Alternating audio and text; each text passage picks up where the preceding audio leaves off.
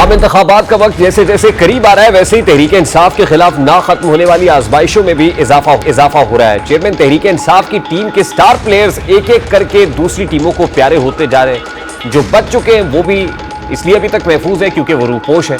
इन रूपोश रहनुमाओं में से जो भी गिरफ्तार होता है, ये मंजर-ए-आम पर आता है, वो तहरीक इंसाफ से राहें जुदा करते हुए सियासत को या तो खैरबाद कह देता है या फिर इस्तेहकाम पाकिस्तान पार्टी के प्लेटफॉर्म से अपनी सियासत का नया आगाज कर देता है।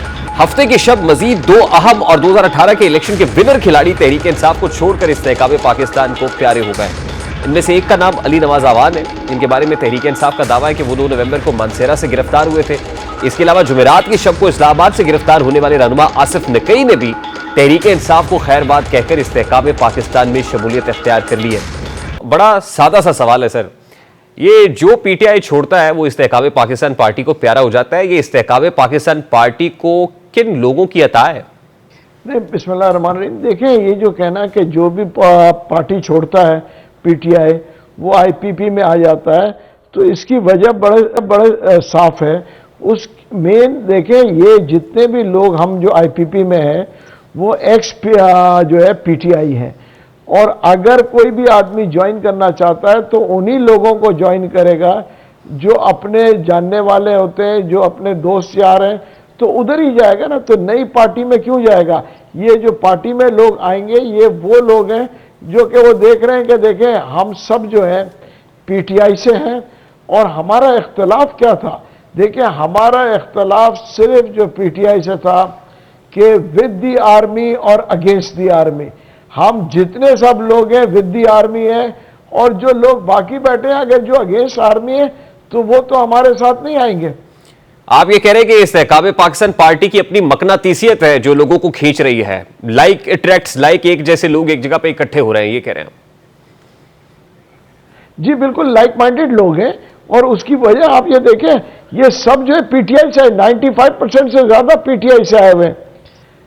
वो भी इस्तेहकाम पाकिस्तान पार्टी में जो चंद रोज पहले सोशल मीडिया के ऊपर खुद वीडियो स्टेटमेंट्स रिलीज कर रहे थे कि अगर हमारा कोई ऐसा बयान सामने आ जाए तो समझ लीजिएगा कि जोर जबरदस्ती दिया हुआ बयान होगा, नजरियाती और फिक्री तौर पर हम पीटीआई के साथ हैं। तो फिर उन बयानात का क्या करना है महमूद मौलवी साहब?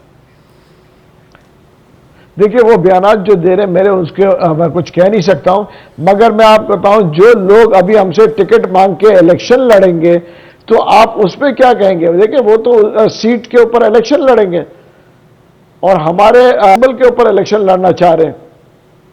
इस्तेहकाम पाकिस्तान पार्टी के सिंबल के अंदर ऐसी क्या ताकतवर चीज है कि वो आपके सिंबल से इलेक्शन लड़ना चाहते हैं पीटीआई को छोड़ के? देखिए, उसकी वजह यह है कि वो देख रहे हैं कि अवाम जो है उन लोगों के साथ नहीं होगी जो फौज के खिलाफ बात कर रहे हैं और जो फौज के खिलाफ है। उसकी वजह यह है कि जो भी मुहब्बुल वतन पाकिस्तानी है वो हमेशा फौज के साथ है और फौज के साथ रहेगा। नहीं, इस वक्त जो इंतखाबी मैदान में जमाते हैं वो तो सारी फौज के साथ है। जो फौज के साथ नहीं है बज़ाहिर वो नहीं है, कहीं दिखाई नहीं दे रहे। मतलब आपका इशारा अगर पीटीआई की तरफ है तो वो तो प्रैक्टिकली है भी और नहीं भी है। हाँ, तो आप मुझे बताएं ना कि आप क्या एक्सपेक्ट कर रहे हैं कि फौज के खिलाफ हो, फौज के असासों को नुकसान पहुंचाएं और फौजियों को बुरा भला कहें? मैं ये नहीं कह रहा, मैं ये कह रहा हूं कि सभी एक ही बास्केट में होंगे, यानी पाकिस्तान मुस्लिम लीग नून भी, इस्तेहकाम पाकिस्तान पार्टी भी, ये सब एक ही, ये सब लाइक माइंडेड लोग हैं। इसका मतलब ये सब हुकूमत पे होंगे। जी, मैं तो कह रहा हूं आने वाली हुकूमत जो है एक इलेक्टेड नेशनल गवर्नमेंट बनेगी जो मुझे देख, क्योंकि क्लियर मैंडेट किसी के पास नहीं होगा, और उसमें मैं तो पीपल्स पार्टी को भी देख रहा कि पीपल्स पार्टी, पीएमएलएन और बाकी लोग जो हैं वो सब एक मखलूत हुकूमत बनेगी। ऑपोजिशन में कौन होगा महमूद मौलवी साहब? देखिए, कुछ लोग ऑपोजिशन में भी होंगे, उसकी एक जरूरी नहीं है कि जी, देखिए काफी पार्टीज है, मगर जो मेजर पार्टी नजर आ रही है, देखिए मुल्क को इस बहरान से निकालना है तो अब मैं कहूंगा कि मेजर पार्टीज को मिल के साथ चलना पड़ेगा। उसकी वजह कि ये रोडों के ऊपर और धरने और इन चीजों को अगर हम मजीद जो है तो सपोर्ट करेंगे तो इकोनॉमी के ऊपर डिजास्टर है, और इकोनॉमी अगर डिजास्टर होगा तो आप मुझे बताएं कि जो हमारे इस्टेब्लिशमेंट है कि ये इस मुल्क को डूबता तो नहीं देख सकते। अच्छा, आप तो मखलूत हुकूमत की बात कर रहे हैं। Noon league is eyeing on 2/3 majority, वो 2/3 अक्सरियत की बात कर रहे हैं। तो अगर 2/3 अक्सरियत नून लीग के पास होती है फिर तो उन्हें जरूरत ही नहीं है किसी के साथ इल्हाक करने की। नहीं भाई, ये बड़ी खुशाइन बात है अगर उनको जो है आवाम 2/3 हुकूमत देती है और जो है वो इस मेजॉरिटी से जीते तो हमको उनको बखूबी एक्सेप्ट करेंगे, व्हाई नॉट।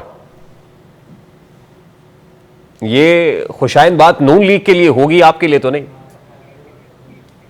नहीं, हमारे लिए नहीं है, मगर देखिए हमें मुल्क का सोचना है ना।